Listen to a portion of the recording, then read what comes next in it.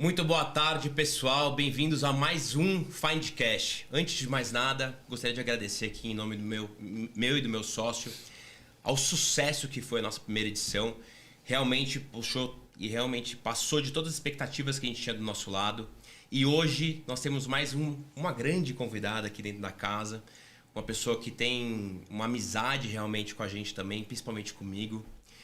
Espero que vocês gostem. É uma história muito interessante e uma mulher empreendedora nata. Gente, prazer estar aqui novamente, compartilhar com a nossa convidada também que a ideia do podcast era trazer aquilo que muitas vezes não se vê, né, nos currículos, não se vê em LinkedIn, não se vê talvez na maioria dos podcasts, que são os erros para o sucesso. Ou seja, a gente quer ouvir sobre os percalços, as dificuldades, os desafios, os obstáculos que você passou. Então a gente vai fazer as provocações necessárias aqui para te ouvir e ajudar aí ao público também a saber quais são os caminhos aí para o empreendedorismo. Que ninguém conta, né? Que ninguém conta. Um prazer estar aqui novamente, gente. Obrigada pelo convite de vocês. Me sinto honrada de fazer parte desse início aí também, né, de tudo. Sim. O começo é sempre mais difícil, mas depois que a coisa começa a andar, é gostoso de ver os resultados, né? Então, estou aqui, aberta para as perguntas de vocês aí. Contem comigo sempre. Vamos lá, vai ser um prazer. Quer começar? Com certeza. Meg, conta um pouquinho de onde começou sua história, né? Onde que você se formou? Qual foi o seu primeiro trabalho? Vocês estão com tempo mesmo? Opa, com certeza. A minha vida sempre foi muito pautada em trabalho de verdade, assim, sempre desde muito pequena. Meu pai falava que eu era incomodada, né? Sempre queria fazer alguma coisa, então desde muito jovem eu comecei a trabalhar. Já trabalhei de venda de sapato, garçonete, babá, tudo que vocês imaginarem. Eu vi, chegou a vender sapato lá nos Estados Unidos, né? Não, vende sapato aqui em São Paulo. E aí eu fui ser babá nos Estados Unidos. Fui um ano naquele programa de au pair, eu já falava inglês, mas eu queria evoluir o inglês, estava numa mudança de vida aí. E aí foi quando eu decidi ir para lá, fiquei um ano como babá e depois a mãe das crianças que eu cuidava, inclusive era em Malibu, pessoal super hypado. Que assim, demais. Artista, diretor de fotografia, sim, aquela coisa toda. Desde antes já era chique. Ah, pronto. Nada de chique, não. Só eu sei o que eu passei aí, viu? Então é isso que a gente quer ouvir. E assim, era uma família judia, né? Eu cuidava de 3 crianças lá, uma adolescente, uma intermediária e uma pequenininha, que era a minha paixão. Até hoje eu falo com eles. É mesmo?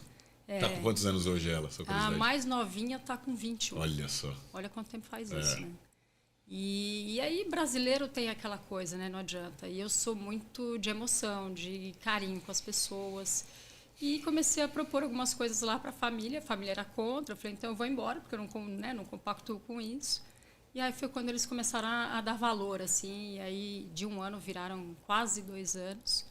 E aí eu cheguei a trabalhar, inclusive, com a mãe das crianças, que tinha uma agência de publicidade, que sempre foi a minha praia, marketing e publicidade. E o meu tempo livre eu usava, e o dinheiro que eu ganhava eu usava para estudar e para viajar.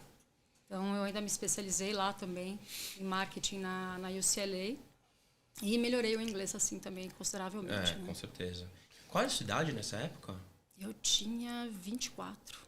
24 anos, coragem. 24. Você tem irmãos? Eu tenho uma irmã mais velha, que mora com a minha mãe hoje. Mas ela é o oposto de mim, assim. Sim. Ela já não é muito focada no trabalho. Não, eu já tô aqui curioso, né, com essa história dos Estados Unidos. O que fez você querer ir para lá, assim, além da questão da língua que você falou, e como é que você tomou coragem? Aí já com certeza já tem alguns obstáculos que a gente quer ouvir. Tá. E é daí que começa a formar, eu imagino, né, todo o caráter, a personalidade e a vontade, talvez, para se tornar um empreendedor lá na frente, né? Eu com 12 anos foi a primeira vez que fui para os Estados Unidos. E eu sempre fui apaixonada por lá. Adoro até hoje. Somos 3. Eu ia falar com eles, mas somos 3, né? Todo mundo vai para a Europa, não sei que hora que eu vou ver. Estou indo para os Estados Unidos de novo, né? Então, pelo menos uma vez por ano eu quero estar lá por falta de tempo também. Sim. E eu sempre tive a vontade de morar lá. E aí tive um relacionamento que não foi muito bem sucedido, aquela coisa, sempre tem, né? Alguma coisa que te move, né? Sim. Mas eu sempre gostei muito de ver como que eles conduzem as coisas lá, limpeza, educação, enfim. E aí foi quando eu falei, agora eu tenho mais do que um motivo para me mudar para lá. Sim. E aí eu fui atrás do programa para entender e tudo mais. Aí foi quando eu fui. E eu cresci 10 anos da minha vida lá, porque eu sempre morei com os meus pais até então. E não sabia lavar uma roupa, não sabia fazer um prato de comida, e de repente eu me vi sozinha. Lá é do it yourself, né? Não, Do it a cultura yourself. deles é inteira, assim. Total, e assim, passar por cima daquilo que às vezes você não compactua, que foi o que eu disse no início, né? Então, nem sempre você vai encontrar com pessoas que vão concordar 100% do tempo com você, né? Sim. Então, cultura é diferente, a educação é diferente, então eu fui obrigada a aprender a lidar com as situações mais adversas, né? Sim. Quanto tempo mesmo você ficou lá? Quase 2 anos. Quase 2 anos. Quase 2 anos. Eu Voltou outra pessoa. voltei outra pessoa. Cresceu 10 anos, né? Cresci 10 anos da minha vida. E um dos motivos que eu voltei é que eu sempre tive uma conexão afetiva muito grande com a minha família, com os meus pais, né? Então, quando eu voltei, eu não queria estar no Brasil. Eu até hoje me incomodo de morar aqui, que eu acho tudo uma loucura política, uma disparidade econômica absurda. Então, assim, se eu pudesse, eu voltaria para lá com certeza. Apesar de saber que a vida não é nada fácil lá. Eu costumo falar que tudo tem os seus prós e contras, né? A gente fala bastante também sobre Estados Unidos e outros países em geral. E quando a gente fala de morar mesmo, o Brasil também tem outros benefícios que a gente não consegue encontrar em outro lugar do mundo, assim. Então, você tem que colocar na balança e realmente entender que algumas coisas que você já parte do princípio que é normal aqui, não é normal em todo lugar. E talvez você nem consiga daí arcar com esses custos também. Eu digo em termos de babá, em termos de limpeza, em termos várias coisas, segurança, inclusive. Tudo bem que tu não precisa de segurança, né? Mas é uma questão bem particular de cada lugar. Meg, e aí você falou, veio pro Brasil, voltou para reencontrar a família. Como é que foi sua trajetória de lá para cá? Quando eu voltei para cá, eu fiquei numa bad assim absurda, porque eu não queria estar aqui de jeito nenhum, eu queria voltar. Homesick, sendo que home era lá. Homesick total. Eu lembro que na época eu engordei 20 quilos. É mesmo? Caramba. Porque eu fiquei numa depressa, assim, não queria sair de casa. Né? Oi? Tiveram efeitos físicos. Totalmente. Quando eu fui pra lá, eu emagreci. Eu fui a única pessoa até hoje que vai para os Estados Unidos e emagrece. Porque eu, quando eu tô meio mal, assim, eu não consigo comer. Tem gente que só come, né? Sim. E aí eu fui pra lá, emagreci 15. Quando eu voltei pro Brasil, engordei 20. Nossa. E nessa época foi quando eu conheci meu marido também. E aí aqui no Brasil? Aqui no Brasil, no Brasil. Diga-se de passagem, super legal, super gente boa. O Gustavo é um querido mesmo. E aí, o que aconteceu? Eu voltei pra cá, precisava de dinheiro. Eu tinha vendido tudo que eu tinha vendido meu carro na época. Eu lembro que eu tinha um Corsinha. Vendi para um amigo que eu precisava, né, dinheiro lá. Sim. E aí, quando eu voltei, uma mão na frente e outra atrás, como a maioria das pessoas, né? Eu falei, o que eu vou fazer da vida? Eu falei, eu vou dar aula de inglês. E aí eu comecei a dar aula de inglês para executivo. Então eu pegava o busão mesmo, literalmente, metrôzão, onde tivesse oportunidade de eu dar aula, eu ia. Fazia até que um dinheiro e tudo. E aí o Gustavo, um belo dia, falou para mim assim, Meg, mas você vai ficar vivendo de aula de inglês? Não dá futuro, não, minha filha. Vai fazer o que você é boa.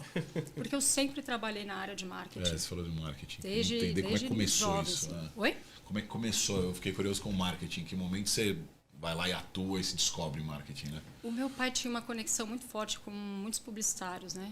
E eu sempre circulei muito nesse meio, desde muito pequena. E eu, desde pequena, falava que eu queria fazer marketing, publicidade, mas que eu conseguisse, através daquilo que eu demonstrava, que as pessoas comprassem as minhas ideias. Então, sempre foi aquela de querer convencer, persuadir. Com argumentos palpáveis para que as pessoas acabem fazendo aquilo que você quer. Isso desde pequena. Sim. Então, depois eu trabalhei no Estadão também, trabalhei na Maringá Turismo. Teve agência lá fora, né? Que você falou do... Trabalhei na agência.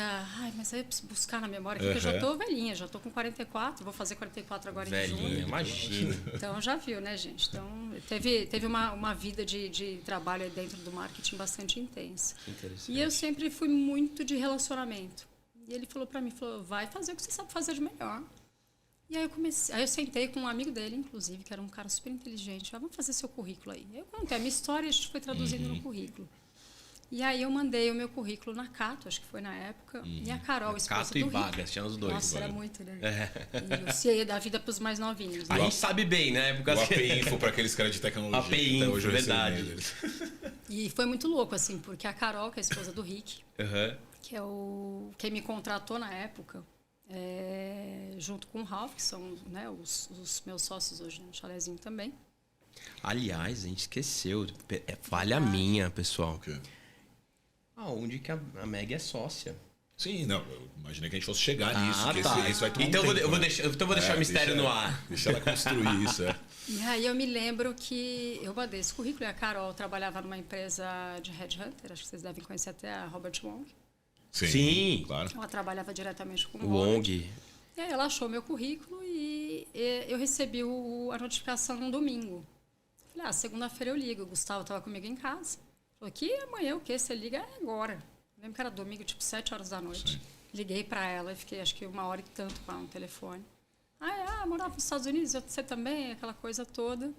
E aí ela fala que a hora que ela desligou o telefone, ela virou pro Rick e falou assim, eu acho que a gente achou a pessoa, só que ela fala, hein? Eu falo demais. Quanto tempo tem de estúdio aí, gente? Eu falo muito, né? Sempre fui muito falante. E aí, um processo de entrevistas e era para trabalhar num outro lugar, que era num outro restaurante de comida saudável, que não deu certo, inclusive. Né? Falando um pouco aí Dos erros, dos desafios, é isso aí. E aí eu falo por que não deu certo, por que a gente acredita que não deu certo também, que chamava Samba Fresh Foods, que era um restaurante de comida saudável. E eu entrei lá como assistente de marketing. Então, nossa, vocês não têm ideia. Assim, eu não gostava muito do nome, porque eu entregava panfleto na Paulista, literalmente. Caramba. Contratava pessoas para fazer isso, mas eu queria ver na prática como que o negócio acontecia, né? A reação das pessoas, Sim. enfim. E aí todo mundo, eu colocava camisetinha Samba Fresh Foods. Quando eu entregava um crumble, que era Summer Fresh Foods, é isso? Samba Fresh Foods. Samba. Samba, igual a música mesmo. Samba Fresh Foods. Legal. Isso para mim era incômodo, porque eu ia entregar o crumble, que é essa tortinha inglesa junto com o papelzinho, todo mundo olhava para minha camiseta e falava assim, o que toca lá? Meu. Então, assim, para mim isso era incômodo, porque eu achava que não combinava. Enfim, eu sempre coloquei as coisas que eu acredito. Sim. E aí, enfim, a gente ficava na Alameda Jaú, aqui pertinho. Eu acho que se tivesse sido na Alameda Santos, algo que a gente discute muito, a escolha do ponto, né, como ela tem que ser tão perfeita, o quanto que uma rua pode mudar o seu negócio. Mudar tudo, né? O erro na pesquisa, na escolha, o quanto que isso pode impactar. Varejo, o ponto é tudo, né? Tudo. Tudo. A gente faz muito estudo hoje, a gente inclusive está num projeto de expansão muito grande aí. Então, assim, um dos pontos principais é a escolha do local, né? Eu já vi. Pode matar um mistério, né?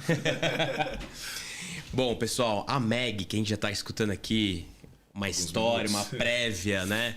Um disclaimer. Ela é a única sócia mulher entre 9 homens, né? Do grupo Chalezinho. Uma casa que eu particularmente estava contando aqui antes no backstage, que eu tenho muita história no meu lado pessoal, inclusive. A Meg é uma grande amiga. E é um grupo que é muito famoso no Brasil, né?